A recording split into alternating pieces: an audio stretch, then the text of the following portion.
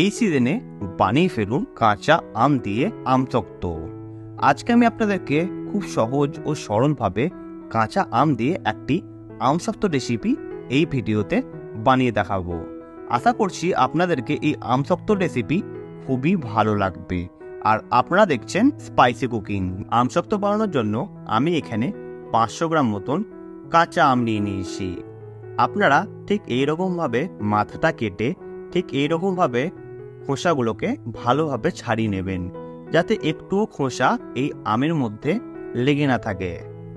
ঠিক দেখুন এইরকমভাবে পারফেক্টলি আপনারা খোসাগুলোকে কিন্তু ছাড়িয়ে নেবেন। তারপর এই আমগুলো থেকে আমের যেই মাড়িগুলো হয় সেইগুলোকে আমি কেটে বার করে নিচ্ছি।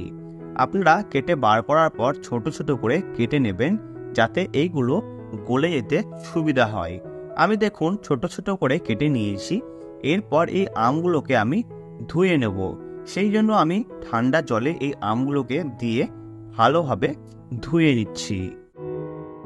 আমি আমগুলোকে ভালোভাবে ধুয়ে নিয়েছিলাম।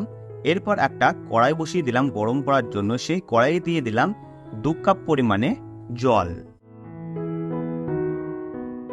এই জলটা গরম হতে না হতেই আমি আগে থেকে কেটে রাখা আমগুলো দিয়ে দিলাম সেদ্ধ করার জন্য।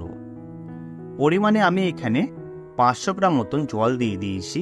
এরপর যে অবশিষ্ট আমের আঠিটাও ছিল সেটাও আমি এটার মধ্যে দিয়ে আমি এটাকে ভালোভাবে সেদ্ধ করে নেব। আপনারা কিন্তু এই আমটাকে ভালোভাবে সেদ্ধ করে নেবেন। আমি এখানে ফুল স্টিম দিয়ে দিয়েছি আমগুলোকে সেদ্ধ করার জন্য। দেখুন আমাদের আমগুলো কিন্তু ফুটতে লেগেছে আর খুব সুন্দর সেদ্ধ হতে লেগেছে। দেখুন আমাদের কিন্তু এখানে 30% মতন আমগুলো সেদ্ধ হয়ে গিয়েছে। এরপরে এই আমটাকে আমি ভালোভাবে সেদ্ধ করার জন্য ঢাকা দিয়ে দিলাম 15 মিনিটের জন্য। আপনারা কিন্তু অবশ্যই ঢাকা দিয়ে সেদ্ধ করার চেষ্টা করবেন, যাতে আমগুলো খুব জলদি সেদ্ধ হয়ে যায়। 15 মিনিট পর আমি ঢাকাটা খুলে নিলাম। দেখুন আমাদের কিন্তু আমগুলো প্রায় 70% মতন সেদ্ধ হয়ে গিয়েছে। এরপর এই স্টেজে আপনারা এইরকমভাবে ঠিক আমগুলোকে ঠিকঠাক করে মেল্ট করে নেবেন, যাতে আমের মধ্যে কোনো রকম লাম্পস না থাকে আর কোনো রকম প্রবলেম যাতে না হয় আমসক্ততে। এরপর এটাকে আমি ঠিক এইরকমভাবে দেখুন করে নিয়েছি। আপনারা ঠিক এইরকমভাবে করে নেবেন, পুরো স্মুথভাবে করবেন। এরপর আমি এখানে দিয়ে দিলাম 150 গ্রাম মতন চিনি। যেহেতু আমটা টক ছিল তাই টক মিষ্টি আমরা বানাবো, তাই 150 গ্রাম মতন চিনি দিয়ে দিলাম, যাতে মিষ্টিও হয় আর টকও হয়। এরপর আমি ভালোভাবে আবারও নাড়াচাড়া করে নিলাম। আপনারা কিন্তু অবশ্যই চিনি দিয়ে লো স্টিমে ভালোভাবে নাড়াচাড়া করে নেবেন, যাতে তলে লেগে না যায় আর খুব সুন্দরভাবে চিনিটা মিশে যায়। এরপর 2-3 মিনিট নাড়াচাড়া করে নিয়েছি। এই স্টেজে আমি দিয়ে দিচ্ছি 1 চামচ মতন বিট লবণ। বিট লবণ দেওয়ার পর আমি আবারও ভালোভাবে নাড়াচাড়া করে নিচ্ছি। আপনারা কিন্তু অবশ্যই এখন ভালোভাবে নাড়াচাড়া করে এই স্টেজে আপনারা দিয়ে দিতে পারবেন কিছুটা পরিমাণে চিলি ফ্লেক্স।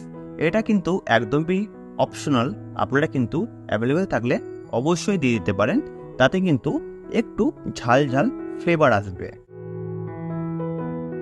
দেখুন আমাদের কিন্তু এখানে প্রায় 100% মতন কমপ্লিট হয়ে গিয়েছে এই আমসক্তটা।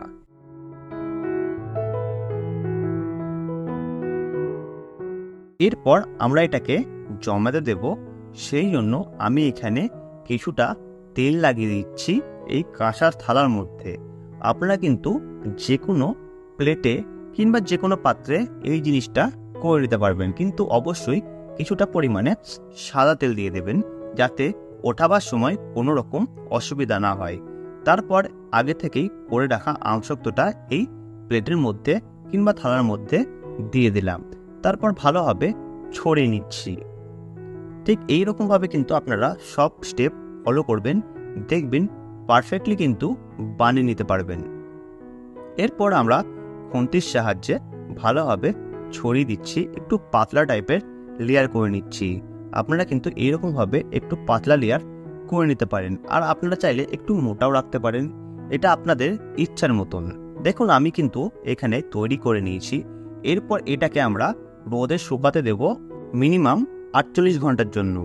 আপনাদের হাতে যদি সময় থাকে তাহলে কিন্তু 3 দিনও রেখে দিতে পারেন, তাতে কোনো রকম অসুবিধা হবে না। আর একদমই কড়া রোদে রাখার চেষ্টা করবেন।